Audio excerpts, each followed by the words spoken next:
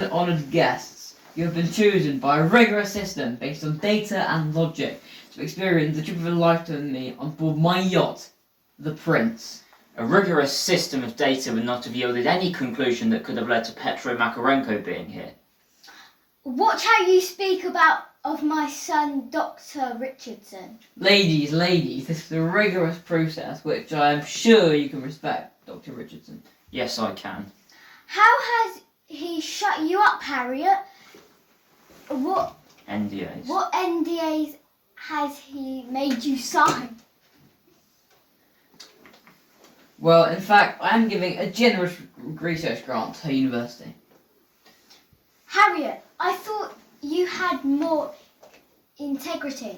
It was to the value of $400,000. Monopoly money to me, of course. A significant sum of money to our friend Dr. Richardson. You are devoid of morals, Mr. Wilkinson. Please call me Freddie. You after all be spending a week with me on board my yacht. You know full well why I'm doing it. To catch up with an old friend. No one considers you a friend, Freddie. See, Harriet gets it. You call me Freddie.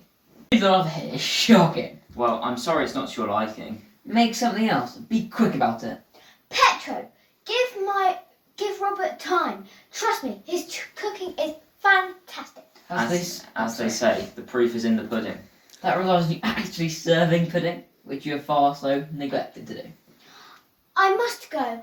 I've received a text. I wonder what that was about. Playing the pretentious rich kid is right up my street. That's because you are the pretentious rich kid. Why do you still work for Mr. Wilkinson? We both know the answer to that question. Well, your problems will be solved quite soon. Yes, soon we will rid ourselves of our Mr. Wilkinson problem. Oh, it's Margaret. Oh, hello, Margaret. They have summoned you up to the main room for dinner, Mr. Makarenko. Okay. Bow when you approach me, peasant! Learn your place. Pay him no mind.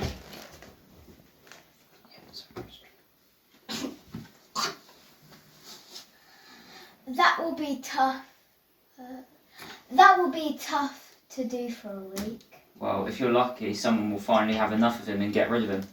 How could you say such a thing? I'm no fan of him, but to want his death is quite something.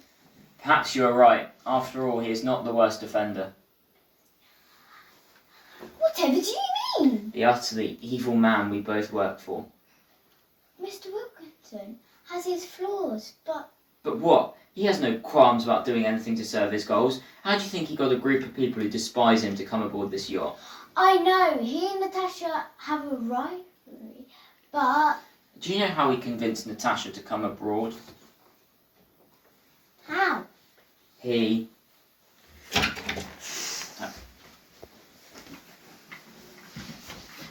Where is our first course? Coming right up, boss. Good. Tonight must go off without a hitch. Yes, it must. Welcome, my esteemed guests, to a week of paradise. Your definition of paradise needs some work. Come on, Natasha, do not interrupt me when I'm making a speech. Must you drag this out any longer? I didn't realise my voice was so grating. Well, I'm sure this will be a lovely speech. Selling out money for Dr. Richardson? She's making a wise choice.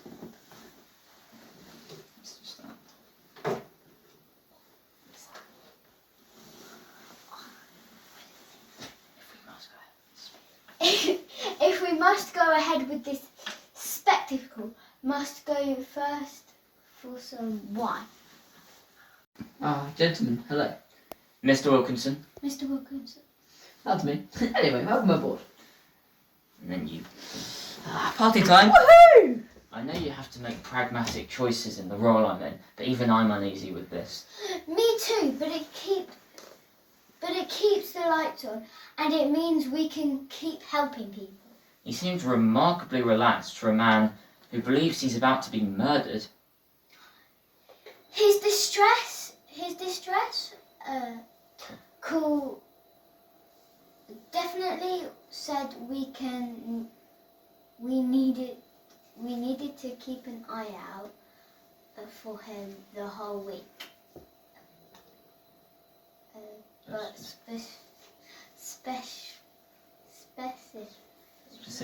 specifically for tonight. Precisely. And yet here he is partying without a care in the world.